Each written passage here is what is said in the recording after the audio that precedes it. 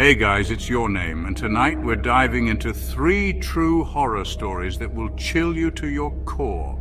These aren't your average campfire tales, these are real-life encounters with the unexplained. So turn off the lights, grab a blanket, and prepare to be thoroughly spooked. Remember, the line between reality and nightmare is thin. And sometimes the stories that send shivers down our spines are the ones that are all too real. Our first story takes us to the decaying outskirts of a forgotten town, where an abandoned asylum stands as a chilling reminder of a darker past.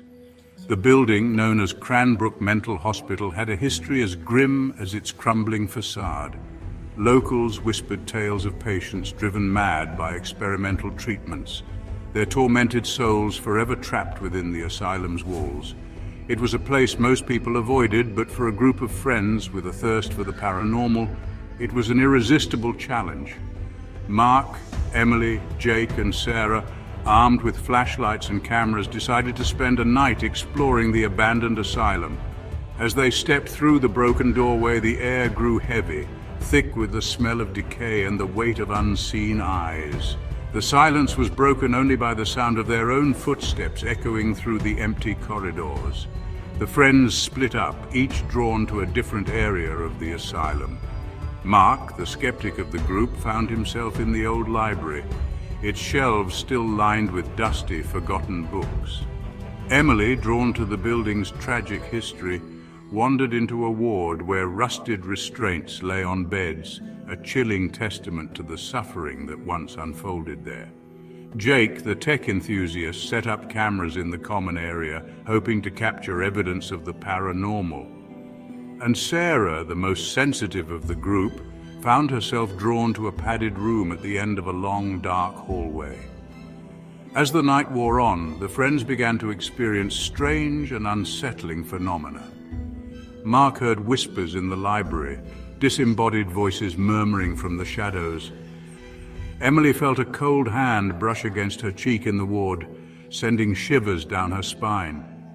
Jake's cameras captured strange orbs of light floating through the air, and Sarah in the padded room felt an overwhelming sense of dread, as if something was watching her from the darkness. Suddenly, Sarah's screams echoed through the asylum, drawing the others to the padded room. They found her huddled in a corner, her eyes wide with terror. She pointed to the wall, where a dark, shadowy figure seemed to be forming. The temperature in the room plummeted, and the air grew thick with a palpable sense of fear. The friends, now terrified, fled from the padded room, their hearts pounding in their chests. They knew in that moment that they had been lucky to escape with their lives.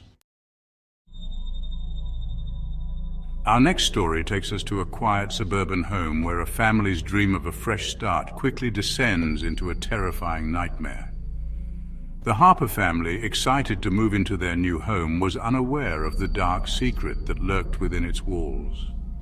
The house had been vacant for years, its previous occupants vanishing without a trace, leaving behind an unsettling silence that seemed to permeate every corner. John and Mary Harper, along with their 2 children, 10-year-old David and 7-year-old Lily, were initially charmed by the house's vintage charm. The old furniture, the creaky floorboards, the antique mirrors, it all added to the house's character. Little did they know, those seemingly harmless details held the key to a terrifying truth. It began subtly. Lily, known for her active imagination, started mentioning a mirror girl she would see in the reflection of the bathroom mirror. She described her as a sad girl, always watching, her reflection never quite matching Lily's movements. John and Mary dismissed it as childish fantasy, but as the weeks passed, the occurrences became more frequent, more unsettling. David, initially skeptical of his little sister's claims, started experiencing strange phenomena as well. He would hear whispers in his room at night, his name called softly from the shadows. Objects would move on their own, a book falling from a shelf, a toy rolling across the floor. The atmosphere in the house grew heavy, the air thick with an unseen presence. One night, Mary, unable to shake off a growing sense of unease, decided to investigate Lily's claims. She stood before the bathroom mirror, staring into its depths. At first she saw only her own reflection, but as she continued to gaze into the glass, a chill ran down her spine. The reflection, for a fleeting moment, flickered, the image of her own face replaced by another. It was a woman's face, pale and gaunt, her eyes wide with a mixture of sadness and malice. Mary stumbled back, her heart pounding in her chest. She had seen enough to know that Lily's mirror girl was not a figment of her daughter's imagination. Something was terribly wrong in their house, something sinister lurking just beyond the veil of reality. The Harpers, trapped in a nightmare of their own making, were desperate to escape the clutches of the entity that had invaded their home. Our final story takes us into the unsettling world of cursed objects, where a seemingly innocent child's toy becomes a vessel for something truly evil.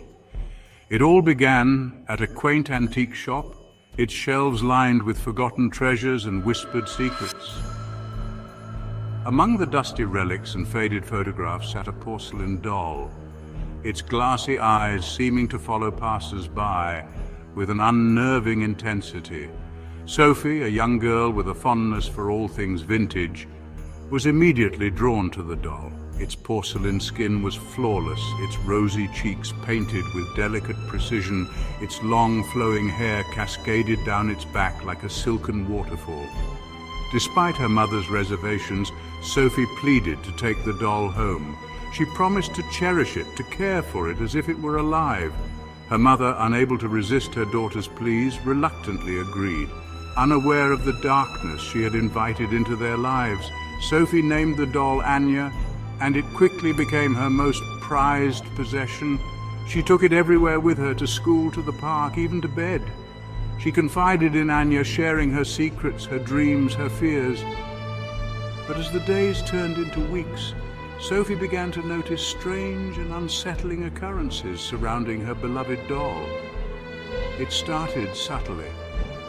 Sophie would wake up in the middle of the night to find Anya in a different position than she had left her.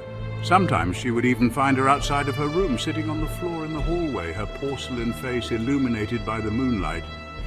Sophie brushed it off as her imagination, but deep down a seed of unease had been planted. Then the nightmares began.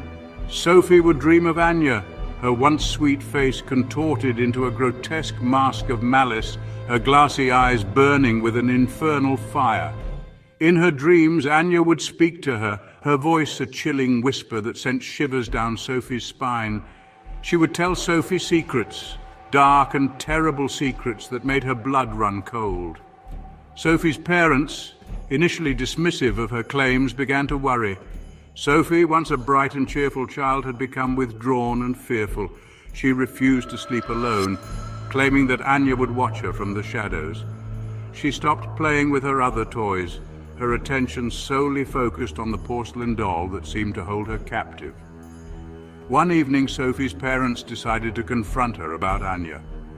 They entered her room, only to find Sophie huddled in a corner, her eyes wide with terror.